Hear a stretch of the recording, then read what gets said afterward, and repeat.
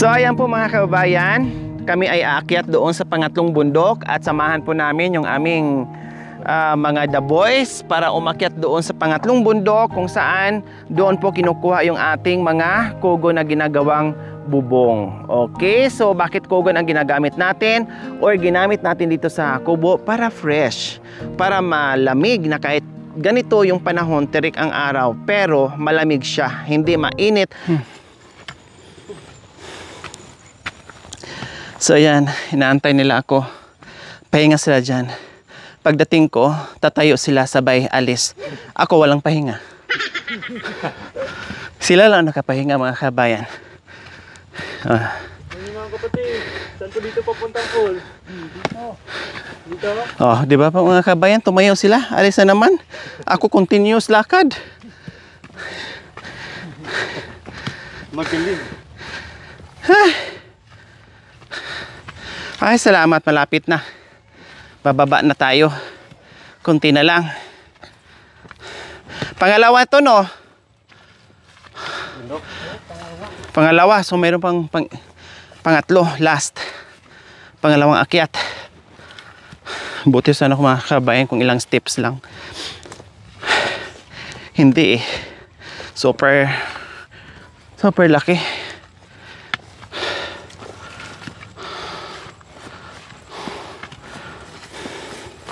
Natanaw na po natin. Ayun, yung malinis na isang bundok pa. Yun ang aakyatin natin at doon po kinukuha yung kugon. Diyos ko Maria Santa. No? Talagang grabe. Bago natin maibaba yung mga kugon ay dadaan muna tayo sa butas ng karayom po mga kabayan. So yan po. Kaya pala medyo malinis na kasi yun ang pinagtatanggalan nila ng kugon kung saan ay gagamitin po natin sa pahingahan natin para sa darating na Kapaskuhan. Oh, di ba?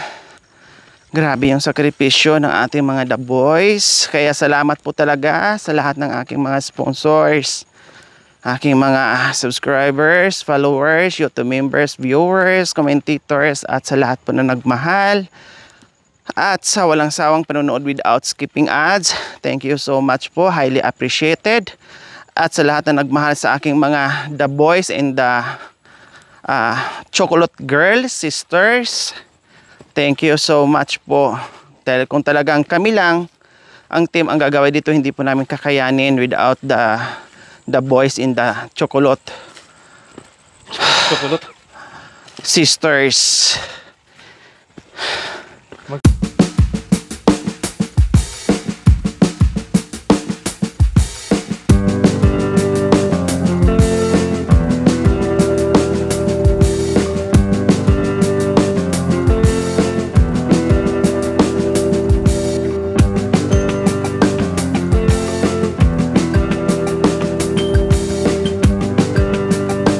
This is it. Nakarating na rin tayo mga kabayan. So ito na. Hi, thanks God. Nakarating na rin kami dito. Ito na yung bundok na pinagkukuhanan ng mga kabayan. No, ilang hakbang na lang ay maabot na natin yung mga kugon dyan. So ito yung ating dadaanan. Sa daanan pa lang may mga tinik na.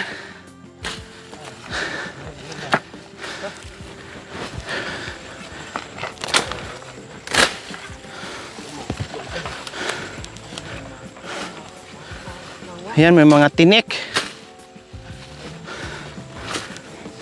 Ay, delikado. Malalim dito.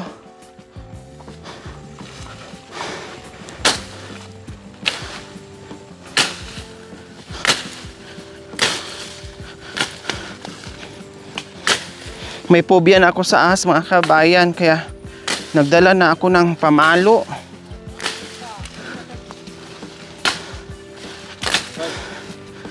Ayan, sobrang sukal dito mga kabayan. Diyos ko mio. Ito pala yung mga dinadaanan ng mga kabayan. Pagbaba sa kugon.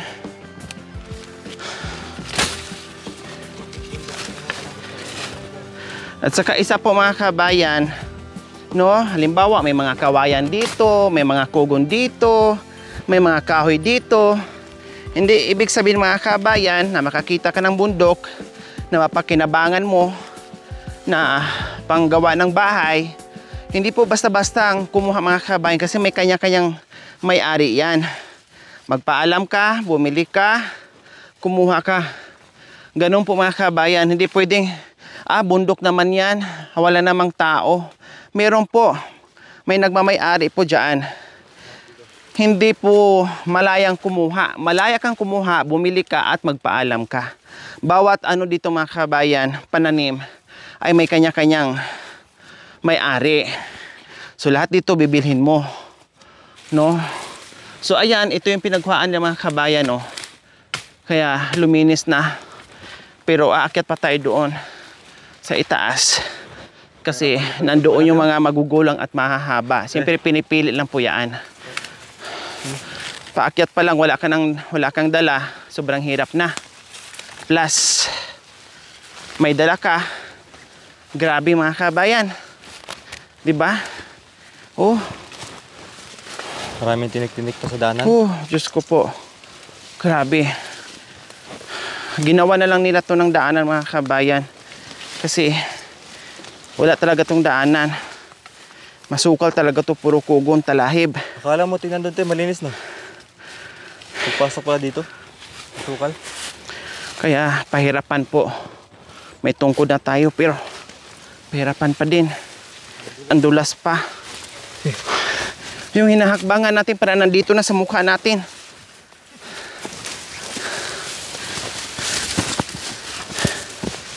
Uy!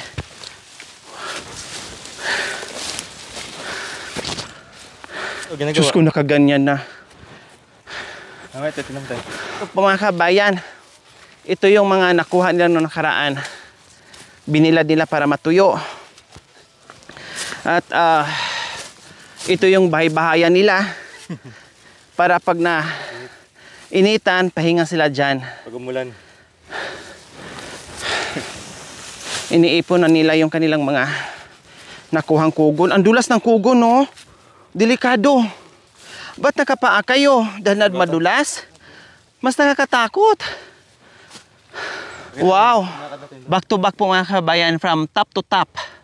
Kung saan tayo pinanggalingan natin, na nandoon yung kubo natin. Ayun po, oh. Super layo. Oh my God. Ayun po, super layo na po yung mga kabayan. From there, going here. Diyos ko, mga kabayan, para ka nang naputulan ng kasukasuhan. No? Yung tuhod mo talagang parang ayaw ng humakbang. Grabing hirap po mga kabayan. Oh, paganyan. Paganyan yung dinaanan mo mga kabayan sa sobrang tarik. Tapos dito sila nangunguha. Kaya naghubad sila ng tsinelas. Kasi pag nadula sila, no, diretso sila doon sa baba. Kaya ayun, kumukuha na si Kuya Oscar and Kuya Jipoy. No? Si Jipoy po mga kabayan ay kapatid ng asawa ni Kuya Oscar, tama? Laging nakaalalay din sa amin mga kabayan pag kailangan namin ng extra or kailangan namin na tulong. Pag kulang sa tao, sila kaagad ang nahuhugot. No? Kaya salamat din sa kanila sa kanilang rescue sa atin. So ganyan po mga kabayan. Ayan po ang sistema sa pangunguha ng kugon. Hindi rin po basta-basta kumuha ng kugon mga kabayan. Pipiliin po nila yung mahaba at medyo magulang na. Yan po ang ginagawa nila mga kabayan. Tulad yan, no? Ayan po. No, hindi basta-basta nakuha ka lang ng kuha, hindi po. Pinipili po nila mga kabayan yung magulang na. So nandito tayo ngayon sa magandang kabundukan, kapaligiran, very fresh. Ayan, dapat po maaga sila. Wala pang araw, nandito na dapat sila mga kabayan. Para ang pagkuha ng kugon hindi matalas at malambot gapasin. Kailan po mga kabayan, nag-almusal, no, at meron pang pinag-uusapan nagkikwentuhan, kaya na tanghali na, no, inabot na ng tanghali, plus papunta dito, ang bagal namin, panay antay sa amin mga kabay kasi nahuhuli kami, no, sila ay, syempre sanay sila sa paglalakad, ang bagal ng lakad namin dahil nakaalalay lang sa lakad namin, kaya tinanghali na kami. Pero ganun pa man, ay maghahakot sila mamaya after nyan. So hindi to mauubos yung kugon. Ha? Kasi na doon. Meron pa naman doon, di ba? Oo, ang kakapal pa pala mga kabayan, mga kugon pa yan. Meron pa sa baba. Yun nga lang, talagang malayo yun at sobrang sukal na doon. Lahat naman masukal, walang malinis. Kailangan gawaan mo ng daanan para makapasok ka.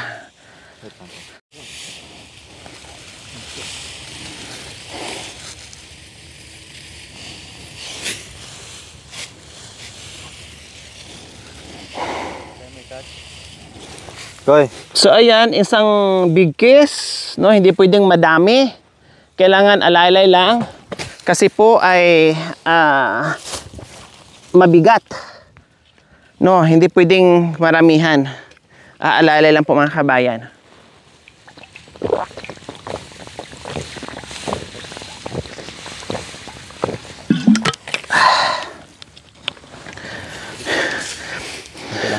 Kuya Oscar, gamit ang guantes? Akala ko may guantes kayong ginagamit. Kuya, Wala. wala nang guantes-guantes? Wala po. Paano yung mga tinik-tinik niya? Kakapit sa kamay nyo?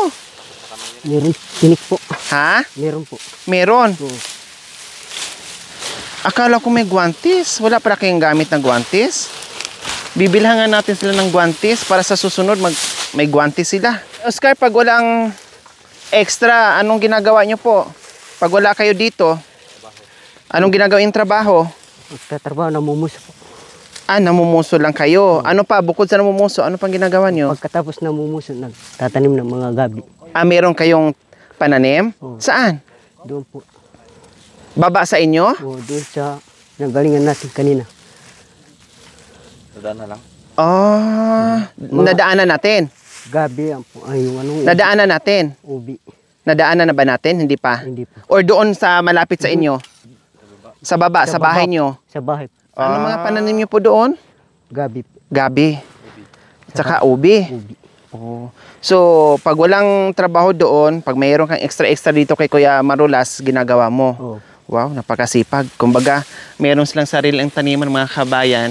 Pag merong magtatrabaho, kabatak ni Kuya Marulas, tinatawag ni Kuya Marulas, ay gumagawa din sila, 'di ba?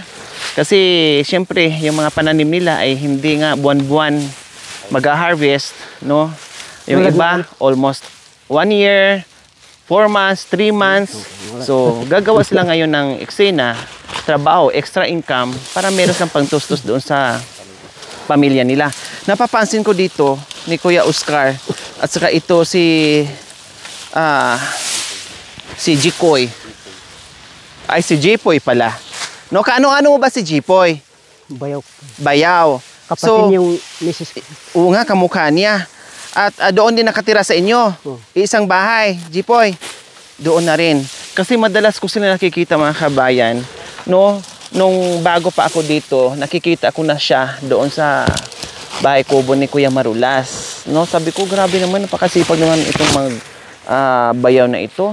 No? At halos araw-araw nakikita ko nagtatrabaho.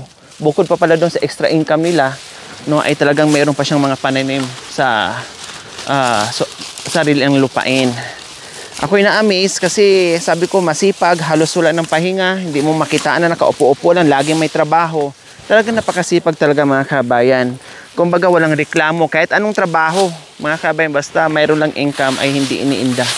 Kaya sabi ko, samahan ko nga sila kung gaano ba talaga kahirap yung mga pinupuntahan nila. Kasi alam kong mahirap dito sa kabundukan. Kabisado ko na kung gaano ang buhay dito sa kabundukan, mga kabayan. Yun nga lang, gusto ko marating at makita yung pinagkuhaan nila ng kugon, no, kung gaano kalayo.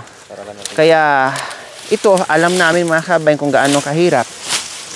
No, isa sila sa nagsakripisyo sa atin para sa ating pagmamahal sa pamaskong handog, no, para sa December 20 or 21 nating gaganapin. At katulong sila, no, sa paggawa ng bahay kubo. Ayun po, nakikita na natin. Okay na yung mga poste at yung mga brace po mga kabayan, no, ang kulang na lang doon ay kugon. So ito hinahabol nila ngayon mga kabayan. 'Di ba? Pag umulan dito mga kabayan, sobrang hirap. Although madali siyang gapasin kasi malambot at hindi matalas yung dahon, kasi pag tuyo ay matalas na, ay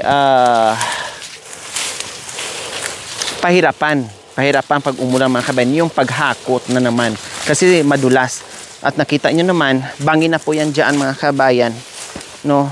Kung hindi masukal, pag nadulas ka, dire-diretso ka doon sa baba, doon ka pupulutin.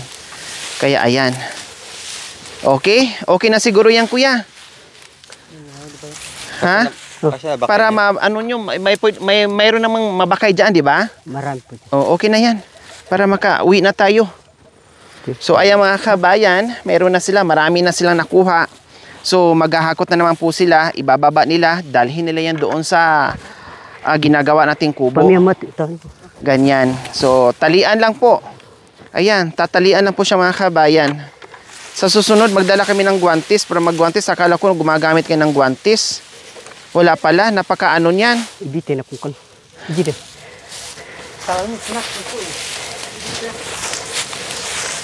So ang kugon po mga kabayan, kasi ganun din sa amin nun sa bundok, bahay namin kugon. No, hindi kami nagyayero kasi ayaw ng mga magulang namin kasi nga mainit. At nasa bundok ka, no, para fresh. At tatagal din po siya. Lalo na pag maganda yung pagkalagay, pulido, makapal, pulido, at matibay yung pagkagawa. No, aabot din siya ng more or less na sa 5 years. No? Depende sa paglagay, manipis or tibay. Kasi sa amin tumatagal, natatandaan ko mga kabayan, tumatagal po talaga siya. Bago magpalit ay tatagal. Kasi meron kaming tagagawa noon mga kabayan, no, kahit malayo ang bahay noon, talagang pinupuntahan ng tatay ko na siya lang mismo talaga ang gagawa, walang iba. Kasi ang galing niyang gumawa, magkabit ng kugon doon sa amin, no? Napakagaling niyang magkabit ng kugon. Kaya tatagal siya basta maayos at makapal. Ayan. So inaayos na nila. Bulto-bultuhan ng mga kabayan, no? Tinatali na para oras na para igulong nila mga kabayan. Kasi mahirap buhatin, ang gagawin po, itali nila sa katawan nila tapos gugulong. 'Di ba kuya? Kuya Oscar? Itali nyo sa katawan nyo, tapos sabay gulong na. Para hindi mahirap bakayin. Ipagulong na natin na. Tayo na lang doon sa bangin pag gugulong sa matarik. nandoon na. Oo. Gugulong sa matarik. So ayan, kumpul-kumpul na. Ilang tali yan ginawa nila.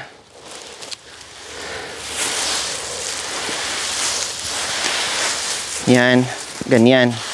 O diba? Ang tibay po mga kabayan. Oh. Kayo, Kuya Oscar, pag naggawa ng bahay na kugon ang ginagamit, ilang taon inaabot? Aabot ng 5 taon. Aabot din ng 5 taon. O, di ba? Aabot ng mga kabayan. Basta maganda ang pagkagawa. Oh, matibay siya kasi kami dati yung lugar namin binabagyo madalas. Pero lumalaban. Biro nyo mga kabayan na natandaan ko noon, nung bahay namin sa bundok, pinanganak ako tapos tinayo yung bahay namin. Nasira siya. Graduate ako ng high school bago nasira. So super tagal, no? Kasi may bahay kami sa bundok, may bahay din kami sa city. So ibig sabihin, ang tagal, ang tibay. Oh. Mula pinanganak ako, graduate ako ng high school bago natumba, nagpalit lang ng kugon. Pero yung mga kahoy ay ang titibay kasi mga good lumber siyempre yung ginagamit. Kasi marami din kaming kahoy sa kabundukan. Marami ding pananim. Nagpalit lang ng kugon.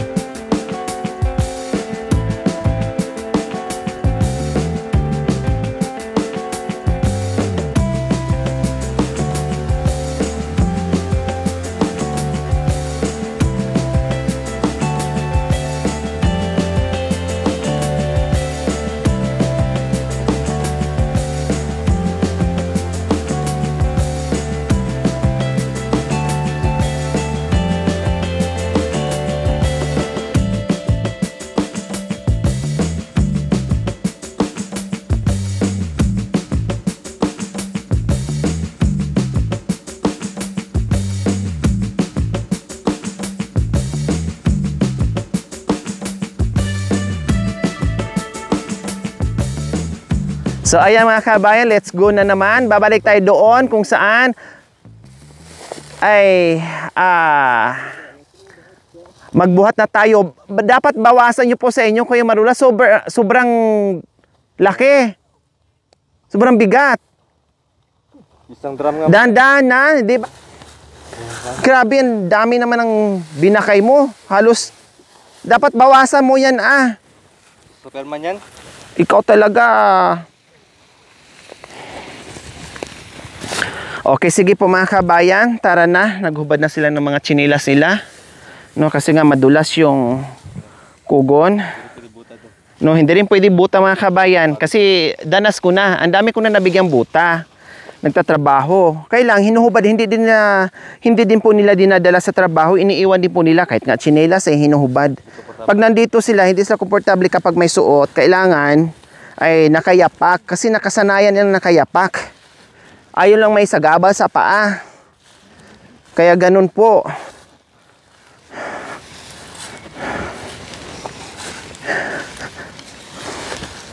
Oh, tinan mo ang dulas oh. Kaya tama lang nagdala tayo ng tungkod. Bukod sa panghampas natin sa ahas. May tungkod. Napubya kasi ako dun nakaraan mga kabayan. Ilang beses na kami nakasalubong ng ahas. Buti na lang nakikita ng ating mga kasama.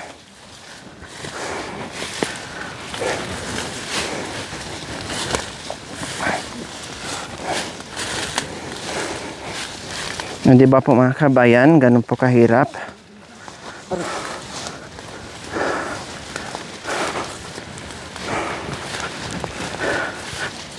Pahinga muna tayo.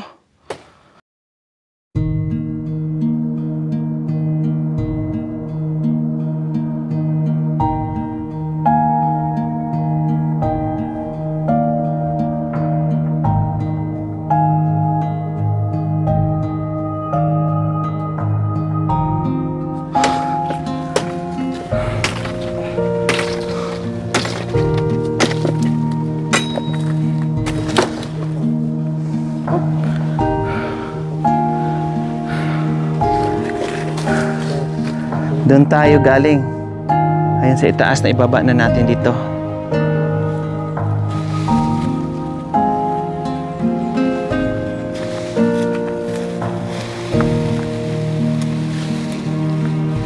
Patuwang ka? Ay paano ka? Isang drum nga na po na tubig.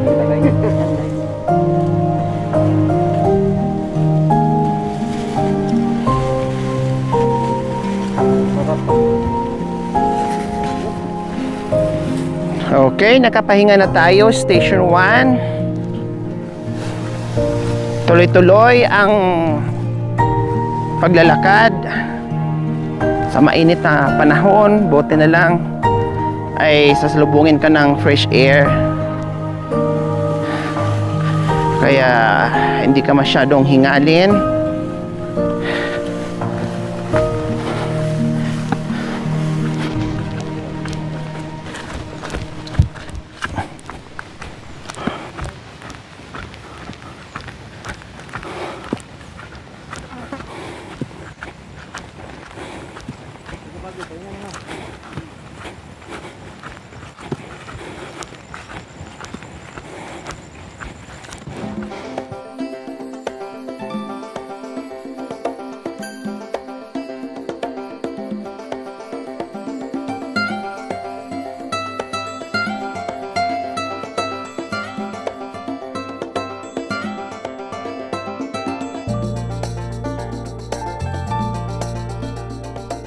Kabayan, pangalawang pahinga po namin.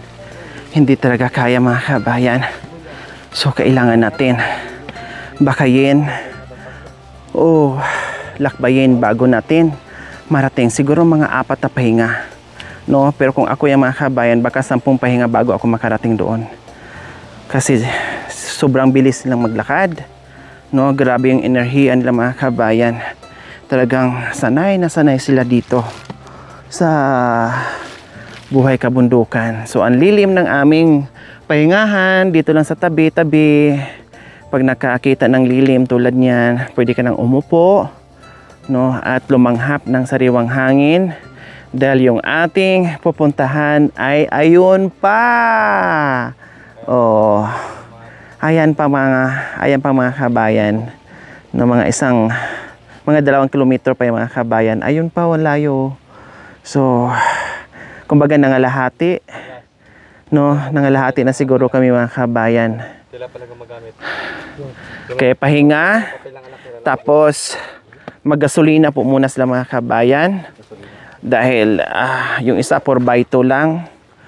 No, ito lang ang naka 4x4 kasi no need gasolina mga kabayan. Chargeable. Chargeable po yan. Ito kasi Full charge yan. ay kailangan maggasolina Ito din. para lumakas. Yung tatlong Patumpay niya. chocolate boys. Ayan. Oh, tabako. Tabako is life. Tabako is buhay dito sa kabundukan. 'Di ba? Para meron silang sip-sipin. Grabe mga kabay yung pawis nila. O tinan mo yun, no? Dami ng kugon yung buhok ni Japoy. Jipoy. Ay, Jipoy? Jipoy. Bakit hindi na lang Jopay? Jopa. Jopay. Kumusta ka na? Eto, kumuha ng kugon. Igawa kita ng bahay. Para, Jopay, isama na kita sa bagong gawa kong kubo. Dalawa kayo? Hala, tara na. Maglakbay sa kabundukan. Jopay, nandito si Jipoy. Nagaantay sa pagbabalik ni Jopay. Jipoy, naghahanap ng asawa. Nasaan na kayo? Ako'y gutom-gutom na. Nandito lang. Nandito lang pala si Jopay. O, ganyan, no? Kahit napakahirap, simpleng buhay, no? Pero tawa pa din, smile pa din. Dito ako napahanga sa mga kapatid kong mga katutubo, no? Hindi iniinda yung hirap. Hindi binibitawan yung smile. Ganyan lang talaga, happy. Happy lang. Kahit mahirap yung buhay, wala tayong magagawa. Hindi pwedeng iiyak. Kailangan tumawa lang, gumawa lang, kumilos lang, maghanap buhay lang, at magdasal siyempre na walang sakit para makagawa ng buhay sa araw-araw.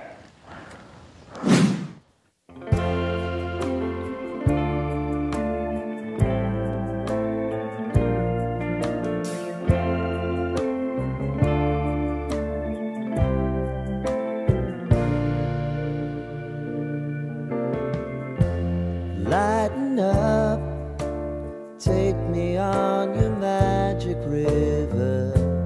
Tell me all your dreams align. Sign me up and tell me about the people that you know who are trying to feel alive.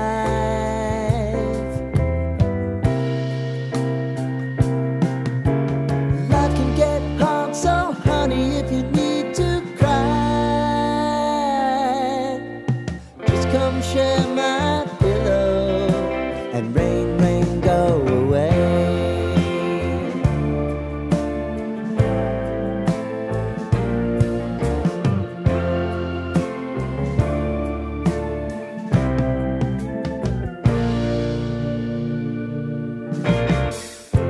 I wanna hear about everything you're ever thinking. You know that I can take the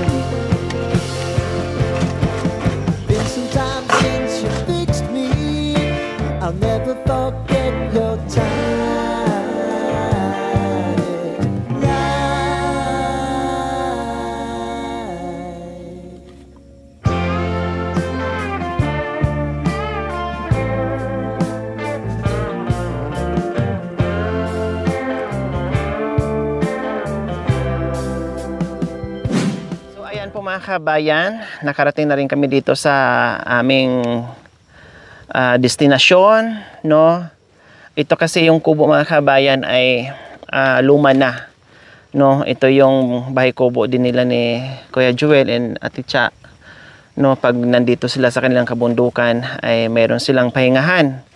So ito hindi kasi namin mga gamit kasi nasa baba na at malapit na rin itong masira, no? Konti na lang ang panahon nito, kaya nagpapagawa kami doon sa tuktok, pinakaitaas. At ito nga po mga kabayan, nagpapahinga tayo habang inaantay natin yung ating lunch kasi hatiran tayo ng tanghalian dito, no? Para dito na kami kakain para yung mga gumagawa ay hindi na doble pagod. So tatawagan namin para akyat yung ating pagkain. At habang mag-uusap kami ni Kuya Oscar, tama? Ayun, si Kuya Jipoy. So nakita natin kanina kung talagang paano yung pangunguha ng kugo, napakahirap. Sa daan pa lang mga kabayan ay buwis buhay na, plus yung may bit ka ng mabigat, no? Pag kunting dulas lang, talagang pupulutin ka sa bangin mga kabayan. Napakadelikado. Kailang pag nandito ka sa kabundukan mga kabayan, wala kang choice, mahirap man gawin, buwis buhay man gawin, pero talagang susuungin mo para sa iyong pamilya. So sabi ko nga kanina po mga kabayan, si Kuya Oscar and itong bayaw niya ay walang pahinga. Lagi kong nakikita nakasakasama ni Kuya Marulas, no, na tutulong din doon sa taniman niya, pag pipites ng talong, pagtatanim, pagtatabas, lahat na kung anong pwedeng iutos sa kanila na meron silang pang bili nila ng pagkain, ginagawa nila. So Kuya Oscar, kasama niyo po sa bahay si Jipoy. Ilan ang anak niyo po? Dalawa. Kasama ko yung biyanan ko po nandun. Kasama niyo yung biyanan niyo sa bahay niyo. So ilan kayo doon sa bahay? 8. 8? Ang dami. Mga bayaw mo rin na may mga asawa na. May asawa na po. Ganun kasi sa mga kabayan. No, wala namang problema. Kasi kadalasan sila iisang bahay, no, tapos marami, may mga pamilya na walang problema yung kumpul-kumpulan kayo basta lahat kikilos. Bawat mga haligi ng tahanan, mga mister, kikilos. Ganun po napapansin ko. Hindi yung mag-asawa ka tapos pipisan ka dyan sa pamilya mo and then ikaw tatamad-tamad, yung iba kumikilos, tapos ikaw tatamad-tamad, mahiya ka naman. Siyempre, kikilos ang lahat. Kasi lahat kumakain, hindi naman pwedeng walaw ang titira sa isang bubong, isa o dalawa ang kikilos, hindi po pwede. Kulang po yun. O kailangan lahat ng mister ay kikilos po talaga mga kabayan. Para kumbaga walang asahan, walang aasa, puro hanap buhay, and then siyempre share o lahat na, kasi isang bubong, isang saingan, alangan naman isang bubong, kanya-kanyang kaldero, nag-ipon pa, nagsama pa, siyempre hindi. Okay, so nakita ko yung sakripisyo nyo Kuya Oscar and Kuya Jipoy. Sige, bigyan ko kayo ng bigas at grocery. Ayan, ito sa inyo yan para may maiuwi ka, no? Ito assorted groceries, kompleto ricados, kape, asukal, gatas, biskwit ng mga bata, lahat na nandiyan na. At bukod pa riyan, siyempre hindi mawawala. O sige, 1,000 sa'yo. Kayo na bahala. Ano bilhin yung ulam? 1,000 din kay kasi nakita ko yung pagod nyo, yung sakripisyo nyo, yung tulong nyo sa akin, bukod doon sa sweldo nyo, ay iba yon. Siyempre, iba yung usapan natin na bibigyan ko kayo sa trabaho nyo dito. Iba din to. Ito bigay natin, bigay ng ating sponsor. No? Yung sahod nyo o yung arawan nyo, iba din yon. Ito iba din. Ha? Kasi grabe yung sakripisyo nyo ay talagang nandyan kayo, hindi lang kay Kuya Marulas, pati dito sa akin ay tumutulong kayo. No? Maraming salamat po sir. Salamat po. Bigas po. Maraming salamat po sa walang sawang pagmamahal, Ma'am Salvi Navilga Kidit. Maraming salamat po sa ating pioneer sponsor na talagang mula noon hanggang ngayon ay tuloy-tuloy po sa pagbibigay ng kanyang pagmamahal. Salamat po, Ma'am Salvi Navilga Kidit. Salamat po sa inyong ginito ang puso. Naway pagpalain po tayo ng Panginoong Diyos araw-araw. Naway ibigyan po tayo ng kasiyahan. Naway ibigyan pa tayo ng mahabang buhay upang sa ganon marami pa tayong matulungan na gaya nito. Kuya Marulas, o yan, no? Madalas ko ay nandiyan lang yan palagi sa akin, walang problema. So ito muna yung kanyang tauhan. So ano sa pakiramdam mo ngayon, Kuya Marulas, sa mga tauhan mo na nabigyan natin ng biyaya? Masaya rin.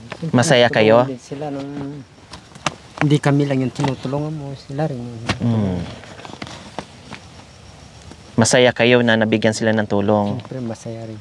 Ayan, dapat ganun. Sila rin yung kasi yung nagtumutulong sa akin pag wala akong kasama, sila rin yung puro ko kasama. Tama.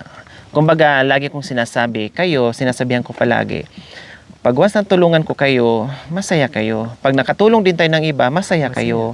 Hindi yung pwedeng ikaw lang ang tulungan, tapos magselos ka kung mayroon tayong tulungan ng iba. Dapat lahat ay magbigyan natin ng tulong sa abot ng aking makakaya. Masaya kung natulungan natin yung iba. Diba? Huwag malungkot. Kailangan masaya. Ang biyaya ay hindi para sa isang pamilya, kundi para sa lahat. Kaya ganun. So masaya kayo, Kuya Marulas. Masaya. Masaya siya, Kuya Oscar. So sabi niya sa akin, bumulong siya, hati daw kayo mamaya sa isang sakong bigas. Kasi kumikidat-kidat, sabi niya, half daw sila. Tapos sabi niya, tamang-tama, 500. Hindi buong 1,000, hati na tayo dyan. Joke lang. Joke lang yan. So, syempre masaya. Ganun lang talaga.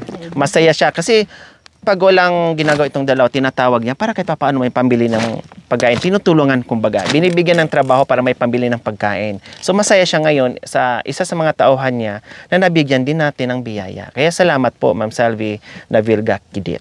Okay? So, mga kabayan, huwag niyo pong kalimutan, pakishare at subscribe sa aking YouTube channel, Lori Aquino Talita. Maraming salamat po, Gabi sa Sol. Bye! Ay, hindi pa pala bye. Magsama pa pala kami hanggat hindi pa natapos yung aming bahay kubo. Thank you for watching. Don't forget to like, share, and subscribe.